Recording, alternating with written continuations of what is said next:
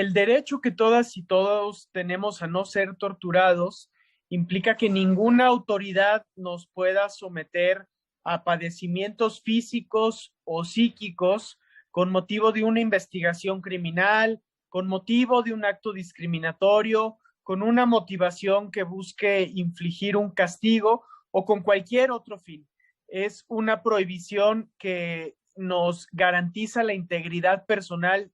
física y psíquica en el contexto de una detención, sobre todo. El derecho humano a no ser torturados ni torturadas existe porque en México y en todas partes del mundo la posibilidad de que una persona sea afectada en su libertad y temporalmente detenida por una autoridad siempre le expone a esa persona a que su integridad personal, psíquica o física pueda ser vulnerada. Esa condición ha existido siempre y existirá siempre. Y por eso es muy importante salvaguardar la integridad física y psíquica de las personas mediante el derecho a no ser ni torturado ni torturada. En México, los órganos internacionales, sobre todo, por ejemplo, el relator de las Naciones Unidas en materia de prevención de la tortura, han señalado que lamentablemente en México la tortura y los tratos crueles, inhumanos y o degradantes se emplean de manera generalizada, sobre todo en el contexto de investigaciones criminales, lo que ha ayudado a poco ir revirtiendo esta práctica que lamentablemente no ha sido aún erradicada en nuestro país, es un entendimiento cada vez más robusto de que las pruebas ilícitas deben ser excluidas del caudal probatorio en una causa penal y también la idea de que una persona detenida debe ser inmediatamente presentada ante una autoridad judicial. En México tenemos un largo trayecto de luchar contra la idea de que una persona puede permanecer por largo tiempo presentada ante una autoridad ministerial y hemos tenido también un largo trayecto para lograr que las declaraciones obtenidas de una persona en ese lapso, sea ante la policía, sea ante el Ministerio Público, no tengan fuerza de prueba plena en la causa penal. Todavía estamos en esa lucha. El nuevo sistema de justicia adversarial y oral ayuda mucho a que las personas declaren ante juez y sea esa declaración la que se considere apta para generar prueba en una causa penal, pero por ejemplo en delincuencia organizada seguimos teniendo un subsistema de justicia que favorece que el Ministerio Público recabe en sede ministerial declaraciones y mientras tengamos eso tendremos un sistema que incentiva la práctica de la tortura.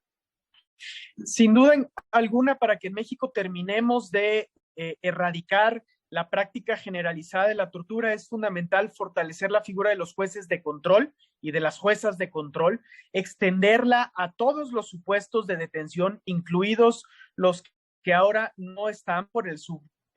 sistema de excepción que tenemos en delincuencia organizada. También es muy importante reforzar la práctica de exclusión de prueba ilícita de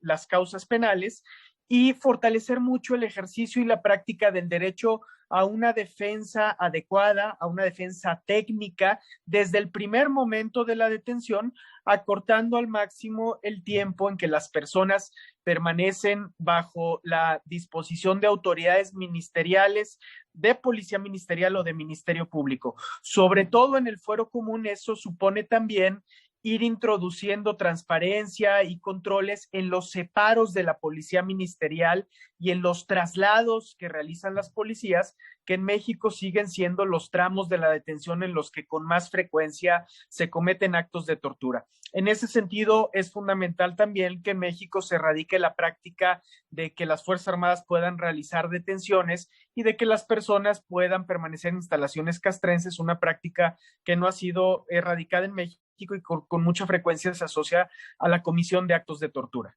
Nos gustaría añadir desde el Centro de Derechos Humanos Miguel Agustín Pro Juárez que siendo los efectos de la tortura en todos y cada uno de los casos deleznables porque atentan contra la dignidad humana, en México tenemos todavía como persistente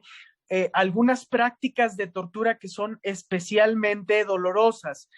Lamentablemente en México se mantiene todavía la práctica de la tortura en contra de mujeres que son detenidas, que incluye violencia sexual y en ocasiones actos de tortura sexual. Esa práctica debe erradicarse y para eso es muy importante establecer controles específicos sobre las detenciones de mujeres, como que, por ejemplo, sean agentes estatales mujeres quienes supervisen esas detenciones,